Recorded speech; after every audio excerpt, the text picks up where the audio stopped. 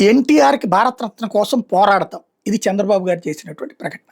తాజాగా ఓ పుస్తకావిష్కరణ సందర్భంగా నాదెళ్ల భాస్కర్ రావు చేసినటువంటి వెన్నుపోటు సమయంలో ప్రజాస్వామ్య పునరుద్ధరణ కోసం ఆ రోజున చేసిన పోరాటం మీద రాసిన పుస్తకం. ఇందులో జోక్ ఏంటంటే, నాదెళ్ల భాస్కర్ రావు గారు అబ్బాయి నాదెళ్ల మనోహర్ ఇప్పుడు జనసేనలో ప్రధాన కార్యదర్శి ప్లస్ మంత్రి, ఇదే క్యాబినెట్లో ఉన్నారు. కామెడీ చూడండి.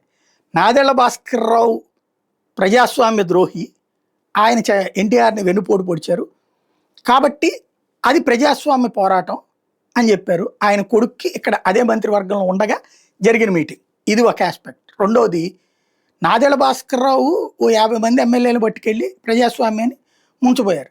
మరి ఆ తర్వాత అదే ఎన్టీ రామారావు దగ్గర నుంచి పార్టీ చంద్రబాబు గారు స్వయంగా తీసేసుకున్నారు కదా, అదే ఎన్టీఆర్ని పార్టీ నుండి బహిష్కరించారు కదా, అది విచిత్రం కదా. ఆయన పోయిన తర్వాత ఏమైనా ఆయన మీద బహిష్కరణ ఎత్తేసారా? అప్పట్లో ఆయన విగ్రహం కూడా ఉండేది కాదు, ఆయన ఫోటో కూడా ఉండేది కాదు. తర్వాత 2009 ఎన్నికల తర్వాతన 2004లో ఓడిపోయి 2009లో కూడా ఓడిపోయాక ఇక ఆయన పేరు చెప్పకపోతే కనుక ఓటు రావన్న ఉద్దేశంతో అప్పటి నుంచి మళ్ళీ ఎన్టీఆర్ బొమ్మ పెట్టారు. అది ఓపెన్ సీక్రెట్. ఇప్పుడు మళ్ళీ అదే ఎన్టీ రామారావు కోసం పోరాడతారు. అంతకుముందు ఎందుకు పోరాడలేదు? ఎన్డీఏలో ఉన్నారు కదా, అప్పుడు ఎందుకు అడగలేదు? అట్లాగే అంతకుముందు యునైటెడ్ ఫ్రంట్లు నేషనల్ ఫ్రంట్లో ఉన్నప్పుడు ఎందుకు అనుకోలేదు భారతరత్న కావాలని చెప్పేసి? భారతరత్న ఇస్తే భార్యకి ఇస్తారు, భర్తకి చనిపోయాడు కాబట్టి భార్యకి ఇస్తారు, లక్ష్మీభారత్కి ఇస్తారు. భారతరత్న అవార్డు లక్ష్మీభారత్ చేతులకి వెళ్తుంది కాబట్టి అది ఇష్టం లేక ఆగారు. రెండోది, ఆయన భారతరత్న అంటాం కూడా ఇక్కడ వీళ్ళకి ఇష్టం ఉండేది కాదు.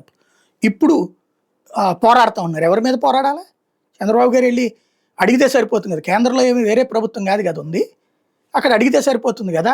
ఇచ్చారు ఇంతకుముందు, అట్లాగే భారతరత్న ఒక ఇద్దరికి రాజకీయ అవసరాలు ఇచ్చుకొచ్చింది ఇదే మోడీ సర్కార్, కాబట్టి ఇచ్చేయచ్చు, దానికి పోరాడక్కర్లేదు.